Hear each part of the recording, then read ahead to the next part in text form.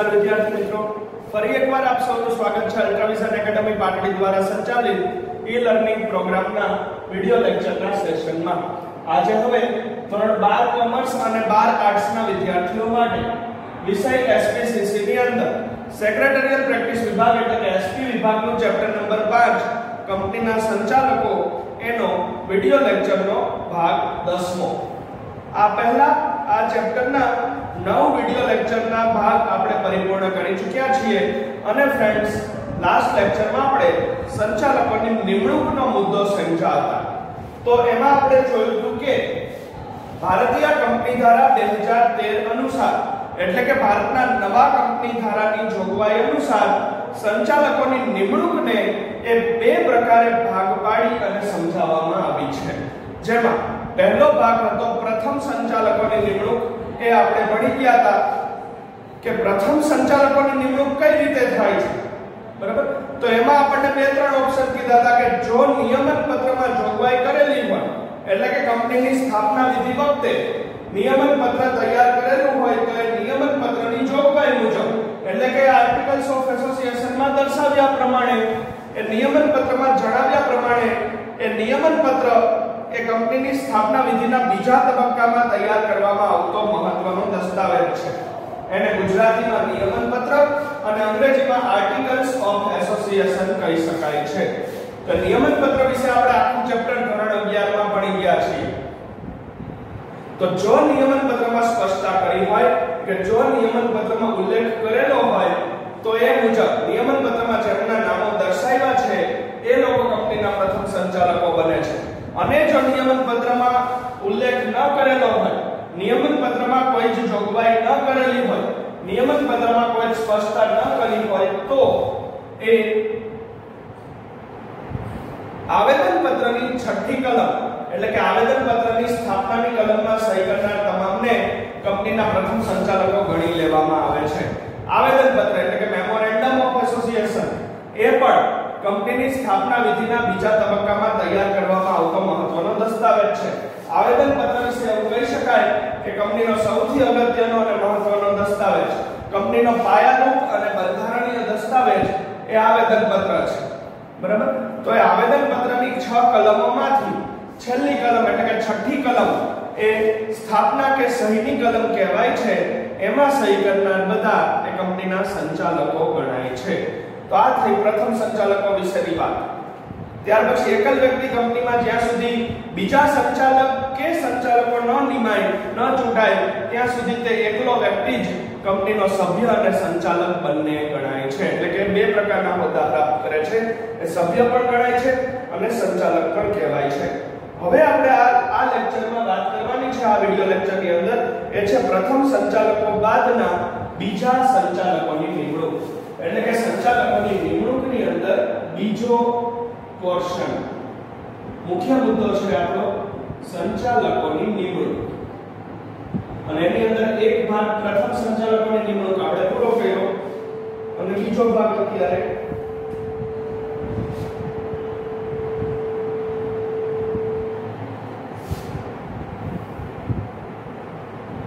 પ્રથમ સંચાલકો બાદના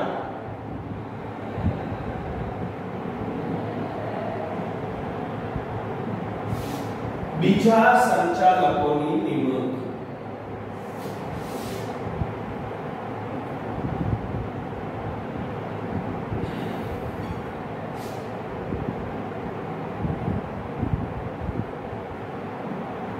એટલે કે પહેલા સંચાલકો નિમાઈ ગયા પછી દર વર્ષે બીજા કઈ રીતે નિમવાના, એ બીજા સંચાલકોની નિમણૂક કઈ રીતે થાય? પ્રથમમાં તો આપણને ખબર છે કે કા નિયમન પત્ર મુજબ અથવા તો આવેદન પત્ર મુજબ, બરાબર? પણ પ્રથમ સંચાલકોની મુદત પૂરી થાય પછીથી દર વર્ષે એ બીજા સંચાલકો કઈ રીતે નિમવાના એની માહિતી છે।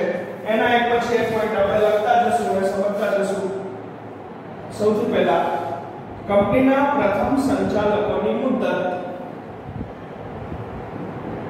કંપનીના પ્રથમ સંચાલકોની મુદત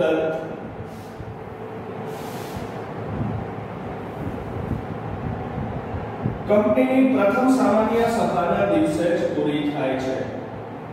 કંપનીની પ્રથમ સામાન્ય સભાના દિવસે જ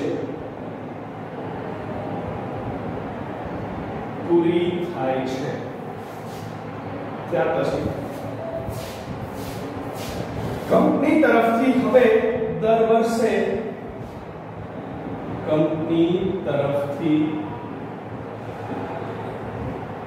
હવે દર વર્ષે સંચાલકોની નિમણૂક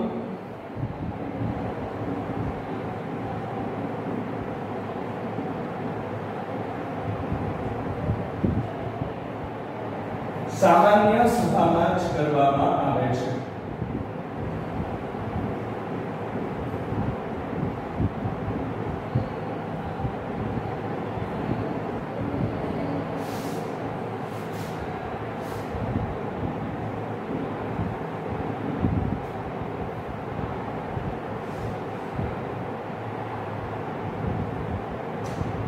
ત્યાર પછી દર વર્ષે આ જ પ્રમાણે કરવામાં આવે છે। ત્યાર પછી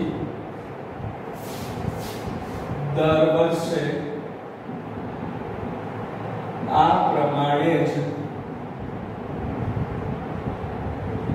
નિમણૂક કરવામાં આવે છે।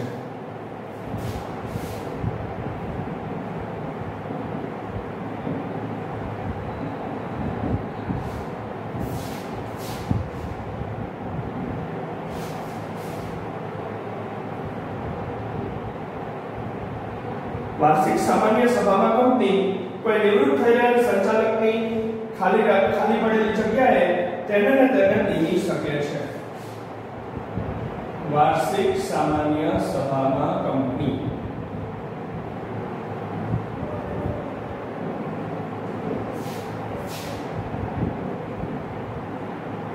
કોઈ નિવૃત્ત થઈ રહેલ સંચાલકની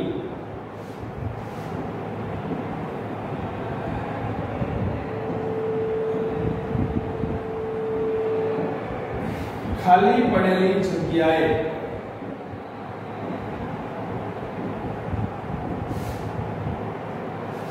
તેને જ પુનઃનિમણૂક આપી શકે છે।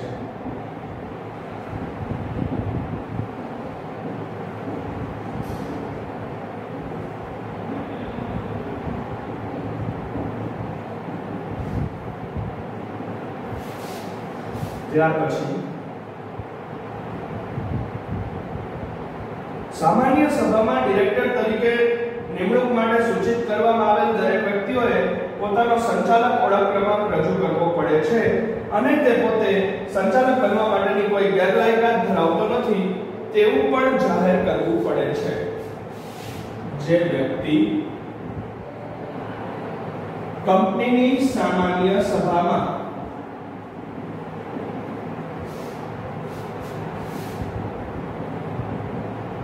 સંચાલક બનવા માટે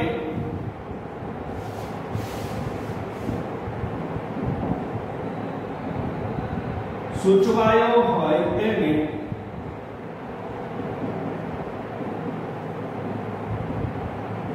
કેન્દ્ર સરકાર દ્વારા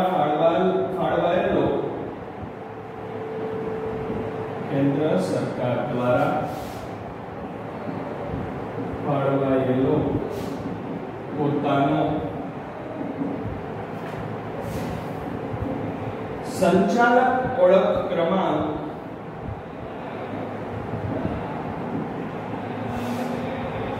રજૂ કરવો પડે છે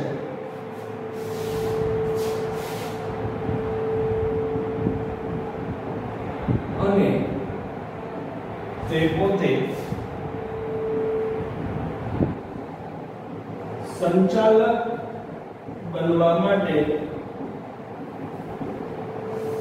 કોઈ ગેરલાયકાત ધરાવતો નથી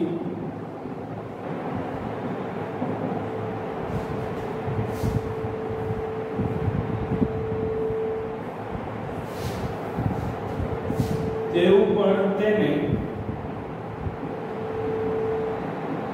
જાહેર કરવું પડે છે।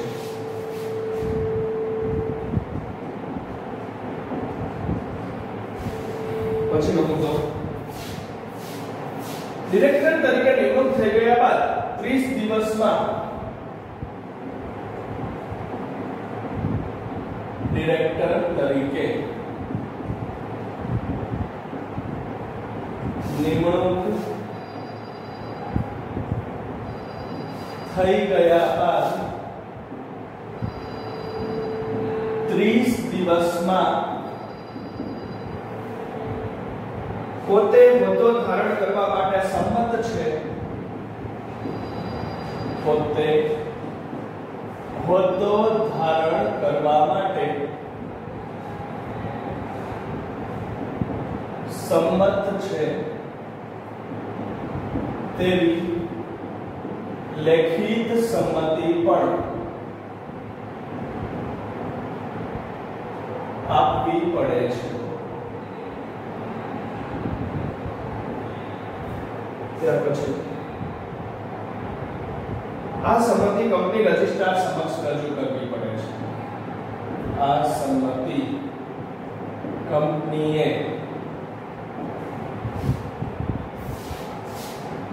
કંપની રજિસ્ટ્રાર સમક્ષ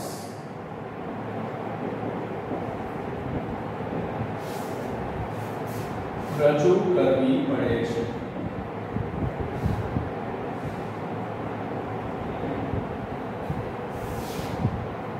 ત્યાર પછી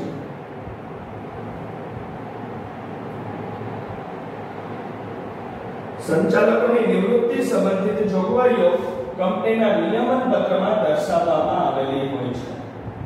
સંચાલકોની નિવૃત્તિ સંબંધિત જોગવાઈઓ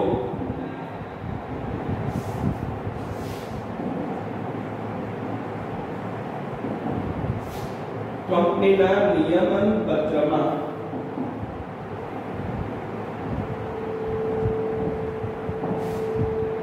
દર્શાવવામાં આવેલી હોય છે.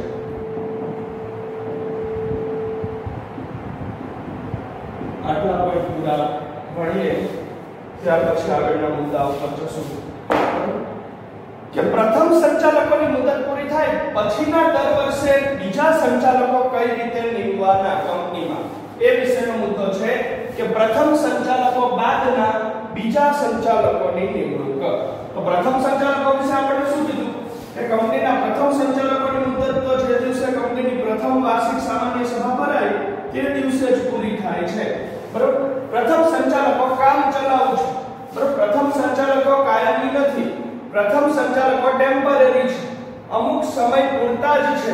કેટલા સમય પૂરતા? તો કે જ્યાં સુધી પ્રથમ વાર્ષિક સામાન્ય સભા ભરાય ત્યાં સુધી જ. બરાબર. એટલે કે કંપનીના પ્રથમ સંચાલકોની મુદત, બરાબર, પ્રથમ સંચાલકોની મુદત પહેલી વાર્ષિક સામાન્ય સભા ભરાય શેરધારકોની એ દિવસ સુધીની જ હોય છે. જે દિવસે પ્રથમ વાર્ષિક સામાન્ય સભા ભરાય એ દિવસે પ્રથમ સંચાલકોનો હોદ્દો સમાપ્ત થાય છે. પ્રથમ સંચાલકોની મુદત પૂરી થાય છે. તે લોકો હવે સંચાલક તરીકે હટી જાય છે. બરાબર.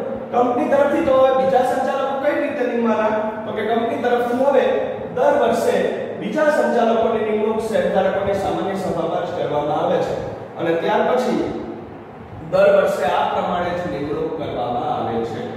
જો પછીથી દર વર્ષે જે રીતે નાણાકીય વર્ષ પૂરું થાય 31મી માર્ચે, 31મી માર્ચે નાણાકીય વર્ષ પૂરું થાય એટલે દર વર્ષે સામાન્ય સભામાં જ્યારે શેરધારકોની સામાન્ય સભા ભરાય વર્ષે એકવાર યોજવી ફરજિયાત છે નાણાકીય વર્ષના અંતે. એટલે પછીથી દર વર્ષે આ ભરાયેલી સામાન્ય સભામાં જ વર્ષ સંચાલકોની નિમણૂક કરવામાં આવે છે અને પછી જેટલા પણ વર્ષો કંપની ચાલે એ દર વર્ષે આ જ પ્રમાણે નિમણૂક કરવામાં આવે છે. વાર્ષિક સામાન્ય સભામાં જો કોઈ સંચાલક નિવૃત્ત થઈ ગયેલો હોય તો એની ખાલી પડેલી જગ્યાએ તેને જ પુનઃ નિમણૂક આપી શકે છે કંપની. બરાબર. જો કોઈ સંચાલક નિવૃત્ત થઈ રહ્યો, નિવૃત્ત કઈ રીતે કરવાના એ આગળ આવશે આ જ મુદ્દામાં. બરાબર. નિવૃત્તિ સંબંધી જોગવાઈઓ પણ નિયમન પત્રમાં દર્શાવેલી હોય છે. બરાબર. કંપનીના નિયમન પત્રમાં સંચાલકોની નિવૃત્તિ ક્યારે આવશે, કયા સંચાલકો ક્યારે ક્રમ પ્રમાણે નિવૃત્ત થશે એ નિવૃત્તિ સંબંધિત જોગવાઈઓ પણ કંપનીના નિયમન પત્રમાં દર્શાવેલી હોય છે. કંપનીના કોઈ પણ સંચાલકનો હોદ્દો કાયમી હોતો નથી. દર વર્ષે વારાફરતી તેમને ક્રમ પ્રમાણે નિવૃત્ત થવું પડે છે. ક્રમ પ્રમાણે એટલે જે પહેલા નિમાણા હોય એ પહેલા નિવૃત્ત, પછી નિમાણા હોય એ પછીના ક્રમે નિવૃત્ત, એ રીતે વારાફરતી દર વર્ષે ક્રમ પ્રમાણે સંચાલકોએ નિવૃત્ત થવું પડે છે. બરાબર? તો નિવૃત્તિ સંબંધી જોગવાઈઓ પણ નિયમન પત્રમાં દર્શાવેલી હોય છે. બરાબર? અને જો કોઈ સામાન્ય સભાના દિવસે કોઈ સંચાલક નિવૃત્ત થઈ ગયો હોય તો એની ખાલી પડેલી જગ્યાએ એને ફરીથી ચૂંટી શકાય છે. એટલે કે તેને જ પુનઃ નિમણૂક કંપની દ્વારા આપી શકાય છે. સંચાલક બનવા માંગતી વ્યક્તિએ શું કરવાનું, શું પાલન કરવાનું અને કયા કયા નિયમોનું, કઈ કઈ કંપની ધારાની જોગવાઈઓ છે એનું તો એ આપણે દર્શાવી છે અહીંયા. કે જે વ્યક્તિ કંપનીની સામાન્ય સભામાં સંચાલક બનવા માટે સૂચવાયેલો હોય તેને એક તો કેન્દ્ર સરકાર દ્વારા ફાળવવામાં આવેલો પોતાનો સંચાલક ઓળખ ક્રમાંક રજૂ કરવો પડે છે અને તે પોતે સંચાલક બનવા માટેની કોઈ ગેરલાયકાત ધરાવતો નથી તેવું પણ તેને જાહેર કરવું પડે છે. એ આખો એક મોટો પોઈન્ટ, આખો એક મોટો મુદ્દો એ સંચાલક બનવા માંગતી વ્યક્તિએ શું કરવાનું એના વિશે છે. કે જે વ્યક્તિ સામાન્ય સભામાં હાજર હોય, સંચાલક બનવા માંગતો હોય, સંચાલકની ચૂંટણીમાં ઉમેદવાર હોય, બરાબર, એ વ્યક્તિએ પહેલા તો કેન્દ્ર સરકાર દ્વારા ફાળવવામાં આવેલો તેનો ઓળખ ક્રમાંક એટલે કે આઈડેન્ટિટી નંબર રજૂ કરવો પડે છે અને પોતે સંચાલક બનવા માટેની કોઈ ગેરલાયકાત ધરાવતો નથી એવું પણ એને સોગંદનામા ઉપર લેખિતમાં જાહેર કરવું પડે છે. અને માની લો કે ચૂંટણી જીતી જાય, સંચાલક તરીકે નિમણૂક પામી જાય, ડિરેક્ટર બની જાય તો એ ડિરેક્ટર બની ગયા બાદ 30 દિવસમાં પોતે હોદ્દો ધારણ કરવા માટે સંમત છે તેવી લેખિત સંમતિ પણ આપવી પડે છે અને આ સંમતિ પછીથી કંપનીએ કંપની રજિસ્ટ્રાર સમક્ષ પણ રજૂ કરવી પડે છે. સંચાલક તરીકેની ચૂંટણી જીતી જાય, પહેલા સંચાલક તરીકે ઉમેદવાર હતો અને હવે એ સંચાલક તરીકે સ્થાન પામે, સંચાલક તરીકે નિમણૂક પામે તો એ નિમણૂક થયાના 30 દિવસની અંદર પોતે હોદ્દો ધારણ કરવા માટે સંમત છે, પોતે સંચાલક તરીકે હોદ્દો સ્વીકારવા માટે એ સહમત છે એવું લેખિતમાં એને સંમતિ પણ આપવી પડે છે અને એની એ જ સંમતિ કંપનીએ કંપની રજિસ્ટ્રાર સમક્ષ પણ રજૂ કરવી પડે છે. હવે વાત આવે છે સંચાલકોની નિવૃત્તિની. તો કે કયા સંચાલકો ક્યારે નિવૃત્ત થાય, કેટલા પ્રમાણમાં નિવૃત્ત થાય, કેટલા સમય પછી નિવૃત્તિ આવે એની વાત છે અહીંયા. તો કે સંચાલકોની નિવૃત્તિ સંબંધિત તમામ જોગવાઈઓ એ કંપનીના નિયમન પત્રમાં દર્શાવેલી હોય છે. એટલે કે કંપનીનું આર્ટિકલ્સ ઓફ એસોસિએશન જ્યારે બન્યું હોય એ આર્ટિકલ્સ ઓફ એસોસિએશન ની અંદર એટલે કે કંપનીના તૈયાર થયેલા નિયમન પત્રની અંદર કયા સંચાલકોની નિવૃત્તિ ક્યારે આવશે એની સ્પષ્ટતા અને જોગવાઈઓ કરેલી હોય છે. કઈ રીતે આગળ આપણે જોઈએ.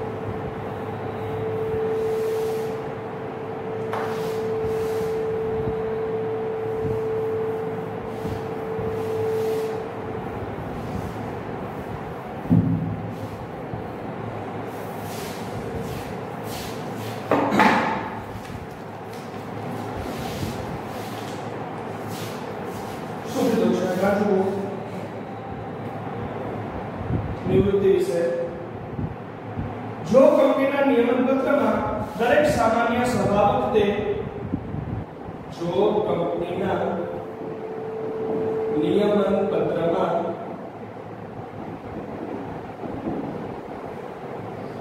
દરેક સામાન્ય સભા વખતે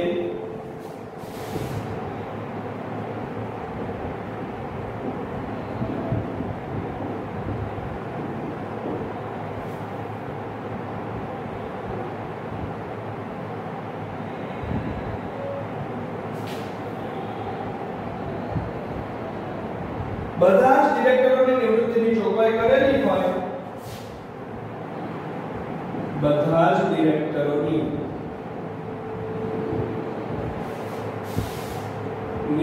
નિવૃત્તિની જોગવાઈ કરેલી હોય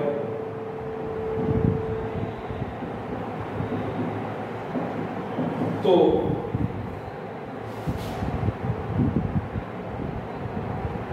દર વર્ષે સામાન્ય સભાના દિવસે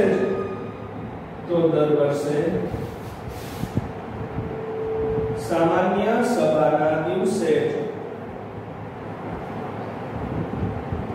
કંપનીના તમામ ડિરેક્ટરો નિવૃત્ત થાય છે.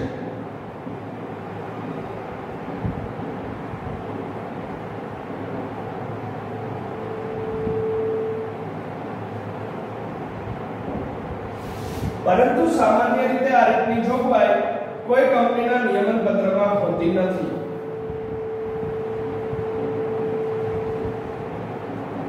પરંતુ સામાન્ય રીતે આ પ્રકારની જોગવાઈ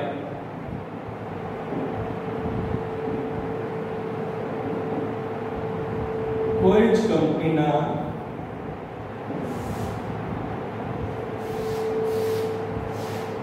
નિયમન પત્રમાં હોતી નથી.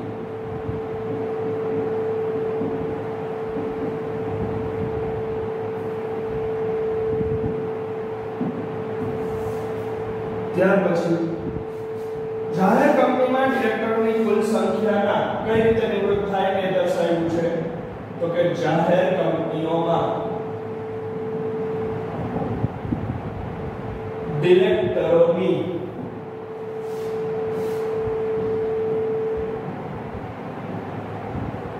कुल संख्याना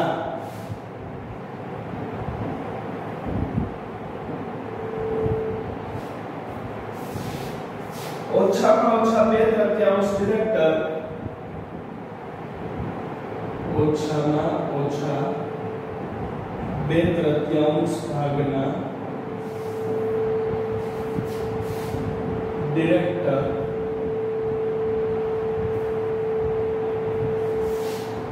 क्रम प्रमाणे वाराफरती निवृत्त थवा पात्र छे. क्रम प्रमाणे वाराफरती निमणूक थवा पात्र छे. अरे निवृत्त थवा पात्र छे. सॉरी.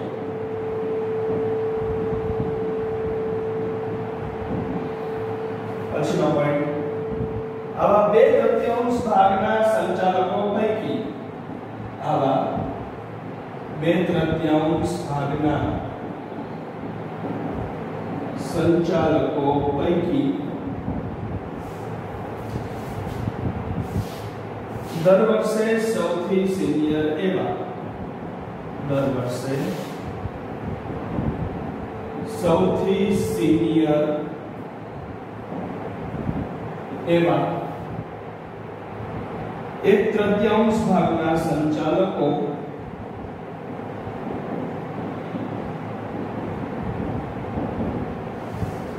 क्रमशः निवृत्त थाय छे.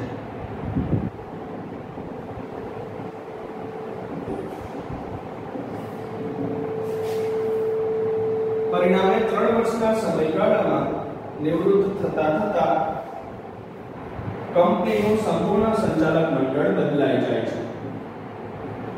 परिणामे 3 वर्षना समयगाळामां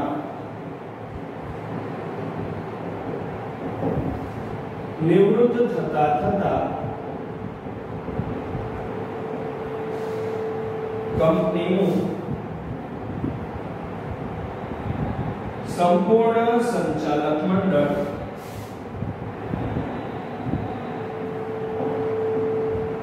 बदलाई जाय छे. આગળ નિવૃત્ત થઈ રહેલા ડિરેક્ટરોની ખાલી જગ્યાઓ પર કંપની તેમને પુનઃ નિમણૂક આપી શકે છે. નિવૃત્ત થઈ રહેલા ડિરેક્ટરોની ખાલી જગ્યા પર કંપની તેમને જ પુનઃ નિમણૂક આપી શકે છે। અહીંયા નિમણૂકનો મુદ્દો પૂરો થાય છે। તો જેટલા પોઈન્ટ આપણે જોયા હતા એનાથી આગળ નિવૃત્તિની વાત આવે છે। તો આપણે જોયું કે કોઈ પણ સંચાલકોનો કંપનીમાં હોદ્દો કાયમી નથી, બરાબર? પરમાનન્ટ હોદ્દો સંચાલકો ધરાવતા નથી।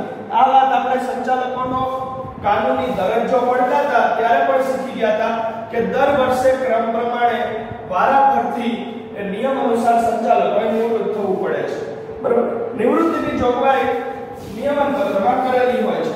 તો નિવૃત્તિ વિશે શું કીધું છે જુઓ કે જો કંપનીના નિયમન પત્રમાં એવી જોગવાઈ હોય કે દર વર્ષે સામાન્ય સભાના દિવસે બધા ડિરેક્ટરો નિવૃત્ત થઈ જાય તો પછી એ પ્રમાણે દર વર્ષે સામાન્ય સભાના દિવસે કંપનીના બધા જ નવા ડિરેક્ટરો નિમાય છે અને બધા જૂના ડિરેક્ટરો નિવૃત્ત થઈ જાય છે। પરંતુ સામાન્ય રીતે આ પ્રકારની જોગવાઈ કોઈ જ કંપનીના નિયમન પત્રમાં હોતી નથી।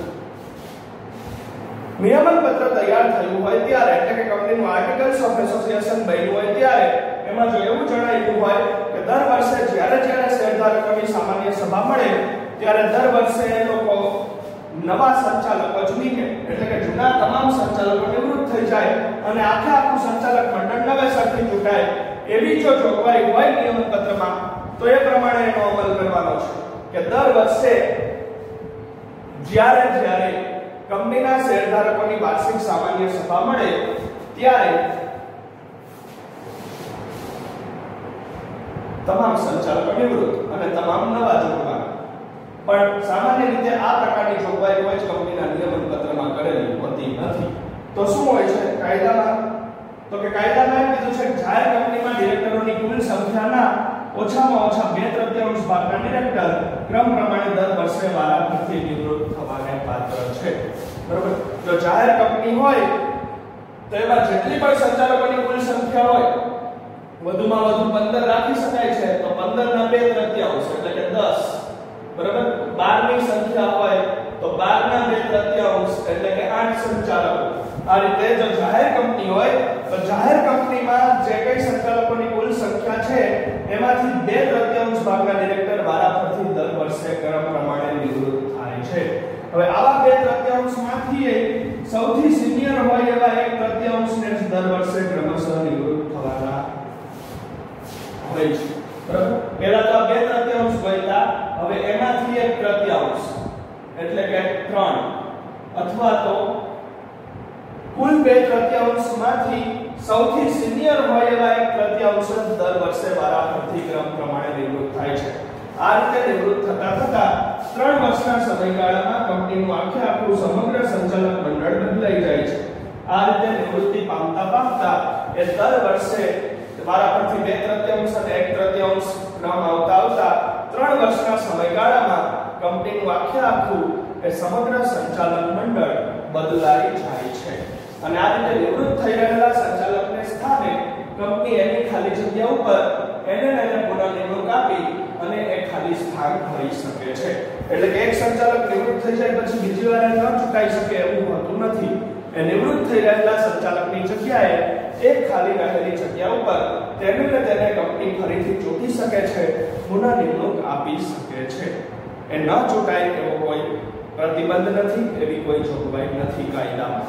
તો આ થઈ ગઈ સંચાલકોની નિમણૂક વિશેની વાત।